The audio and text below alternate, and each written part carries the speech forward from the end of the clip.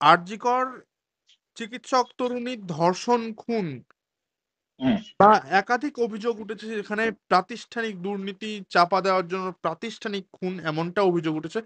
তার এখনো পর্যন্ত সুবিচার পায়নি, এমনটাই তার পরিবারের দাবি। এবং এই নিয়ে তার পরিবারকে, অর্থাৎ অভয়ার মা বাবাকে সঙ্গে নিয়ে নবান্ন অভিযানে আহ, ডাক দিয়েছে বিরোধী দলনেতা শুভেন্দু অধিকারী। এবং কোনো রকম দল বা কোনো রকম রাজনৈতিক পতাকা ছাড়া একেবারে নিরপেক্ষভাবে মিছিল হবে এবং নবান্ন যাত্রা করা হবে।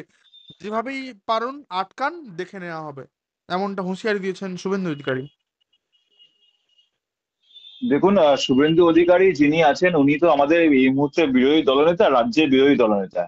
আজকে উনি যদি নবান্ন অভিযানে ডাক দিয়ে থাকেন, আমার মনে হয় দল মত নির্বিশেষে প্রত্যেকটা মানুষের উচিত সেই নবান্ন অভিযানে অংশগ্রহণ করা। কিন্তু একটা জিনিস আপনাকে বুঝতে হবে, সেটা হচ্ছে এই যে অভয়ার বাবা মা, মানে যে তার যে বাবা মা এবং অর্কদার নাম আপনার, বলা যায় না, নির্যাতিতার আচ্ছা নাম ঠিক বলা আছে, যায় না। নামটাকে আপনি উচ্চ রাখলাম, অভয়ের বাবা মা যিনি আছেন, ঠিক আছে, তারা যখন, আমি একটা জিনিস, একটা প্রশ্ন আমার মাথায় বরাবরই ঘুরপাক করে, তার উত্তর আমি এখনো পর্যন্ত পেলাম না। সেটা হচ্ছে এই অভয়ের বাবা মা যিনি আছেন, তিনি যখন তার মেয়ে মেডিকেল কলেজ, মানে হচ্ছে আপনার কল্যাণী মেডিকেল কলেজ থেকে যখন এমবিবিএস পাস করলো 5 বছরের, তারপর সে 2021 সালে এমডি তে ভর্তি হলো, মানে যেটা ওদের, যেটাকে বলে ওদের মাস্টার ডিগ্রি, সেটা হচ্ছে আরজি করে। এই মাঝখানে যে 5 বছর, সেই 5টা বছরের যে গ্যাপ, মানে গ্র্যাজুয়েশন থেকে আপ টু মাস্টার ডিগ্রি, তার মাঝখানে 5টা বছরের গ্যাপ, সেই 5 বছরের গ্যাপে অভয়া কি করতো? এই প্রশ্নটা আমার মধ্যে, মানে মনে বরাবরই প্রথম দিন থেকে ছিল, যে তার বাবা মা তাকে এই 5টা বছর তাকে দিয়ে কি করিয়েছে। মানে তাকে দিয়ে কি সংসার করিয়েছে, না তাকে দিয়ে কি কোনো বাইরে বিদেশে পাঠিয়ে দিয়েছিল অন্য কোথাও, বা তাকে দিয়ে কি ও পড়াশোনার জন্য প্রিপারেশন নিয়ে নেওয়া হয়েছে ঘরে বসিয়ে? এই 5টা বছর তাকে দিয়ে কি করেছে, এই আমার একটা প্রশ্ন আছে। এই প্রশ্নের উত্তর আমি আশা করি ভবিষ্যতে হয়তো পাবো অভয় বা আমার কাছ থেকে। দ্বিতীয় কথা হচ্ছে, দ্বিতীয় প্রশ্ন এটা, সেটা হচ্ছে যে এই যে কল্যাণী মেডিকেল কলেজ থেকে যখন সে এমবিবিএস পাস করলো, তারপরে কল্যাণী মেডিকেল কলেজে কি এমডি পড়ার সুযোগ ছিল না? যদি, আমি জানি না আদৌ আছে কিনা, এটা আপনারা খোঁজ নিয়ে আমাকে জানাবেন এটা। যদি সুযোগ থাকে, তাহলে তার বাবা মা কেন কল্যাণী মেডিকেল কলেজে কেন তার এমডি পড়ানোর সুযোগটা করে দিলেন না? কেন তাকে জোর করে আর্জি করে পাঠালেন, বা তাকে জোর করলেন যে কলকাতার যে কোনো একটা মেডিকেল কলেজ, সে ক্যালকাটা মেডিকেল কলেজ হোক, কিংবা আরজি করো, কিংবা এসএসকেএম হোক, কিংবা সোমনাথ পন্ডিত হোক, সেখানে পড়তে হবে? কেন ঘরের সামনে থেকে মেয়ে কি পড়তে পারছিল না? বা এই মাঝখানে যে 5টা বছরের গ্যাপ ছিল, সেখানে কি এমন কিছু হয়েছে যে মেয়েকে বাধ্য করতে, মানে বাধ্য, বাবা মা প্রায় বাধ্য হয়েছে মেয়েকে দূরে পাঠানোর জন্য? এই আছে আমার প্রশ্ন।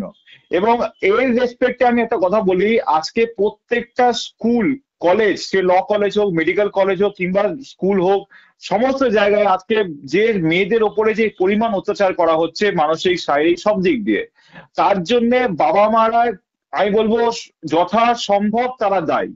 কারণ তারা নিজের মেয়েদের প্রতি বা নিজের ছেলেদের প্রতি ন্যূনতম যে মানে দায়িত্ব, সেটুকুনি তারা পালন করে না।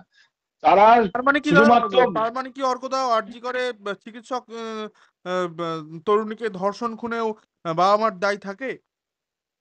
আমি সেই জন্যই তো এই প্রশ্নটা আপনাদের কাছে রাখলাম, আপনি সেটা উত্তরটা আমায় খুঁজে বার করে দেবেন, বা আপনার পরবর্তীকালে আপনি যখন অভয়ের বাবা মার সাথে কোনো কথা বলবেন, তাকে তাকে এই প্রশ্নটা করবেন, যে এই কল্যাণী মেডিকেল কলেজ থেকে পাশ করার পর 5টা বছর পরে তাকে কেন আরজি করে পাঠানো হলো?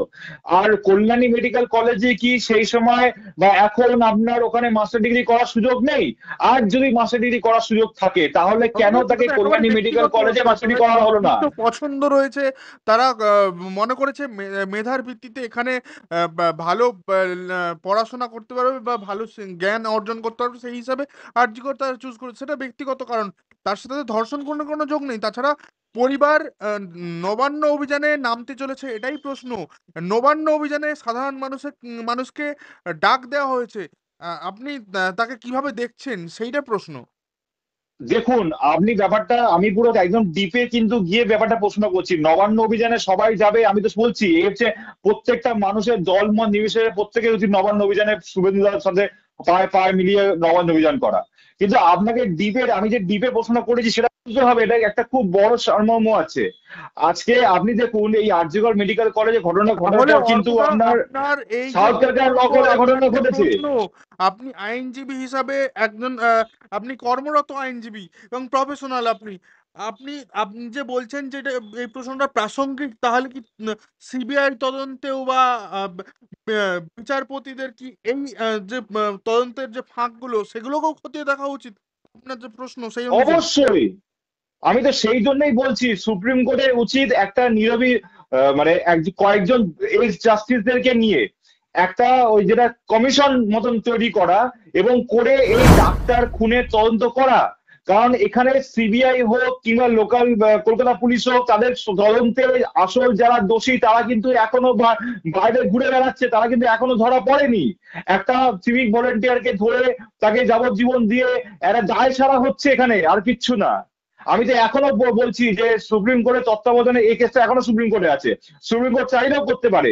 সুপ্রিম কোর্টের তত্ত্বাবধানে একটা যারা জাজেস সুপ্রিম কোর্টে রিটায়ার্ড আছে তাদেরকে নিয়ে একটা কমিশন গঠন করে এই ডাক্তার খুনের তদন্ত করা উচিত। আমি তো এখন এই কথা বলছি। সুতরাং একটা জিনিস আপনাকে পুরো ক্লিয়ারলি বুঝতে হবে যে আপনি হয়তো এই ব্যাপারটাকে এড়িয়ে যেতে চাইছেন, কিন্তু আপনাকে ব্যাপারটা বুঝতে হবে এর সারমর্ম কিন্তু অনেক বড়। আজকে যখন আরজি করে এই ঘটনাটা ঘটলো, তারপরে হঠাৎ করে সাউথ কলকাতা ল কলেজে এই ঘটনা ঘটলো, একটা রেপের ঘটনা ঘটলো। এছাড়া এর আগেও যাদবপুরে বহুবার এই ঘটনা ঘটেছে, রেপ, খুন, মার্ডার। একটা ছেলেকে যাদবপুরের হোস্টেল থেকে ছাদ থেকে ফেলে, ওই ব্যালকনি থেকে ফেলে দেওয়া হয়েছে। তো এই প্রত্যেকটা গভর্নমেন্ট কলেজ এবং গভর্নমেন্ট স্কুলের প্রতিনিয়ত রেপ, মার্ডার ঘটনা তো ঘটেই যাচ্ছে। তারপরেও বাবা মারা যদি তাদেরকে সেই গভর্নমেন্ট স্কুলে, সেই গভর্নমেন্ট কলেজেই তাদেরকে মেধার জন্য, মেধা ভালো হতে হবে, সে গভর্নমেন্ট কলেজ পেতে হবে, তাহলে এর জন্য দায়ী কে? অর্কদা, এর তার জন্য জন্য দায়ী কে?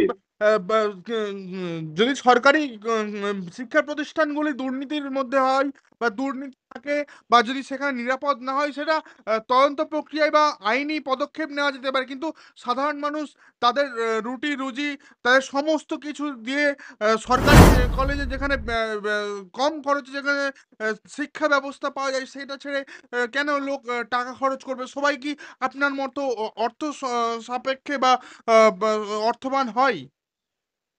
সবাই এই কি এই করাতে পারে? এই আপনি এতক্ষণ বাদে আসল কথাটা বলেছেন, তার মানে এটা বুঝতে হবে যেটা আমাদের মাননীয় মুখ্যমন্ত্রী এই মুহূর্তে যেটা করতে চাইছেন সেটা হচ্ছে সেই পুরোনো আমলে, ব্রিটিশ আমলে আপনি ফিরে যাওয়ার জন্য আমাদের করতে চাইছে।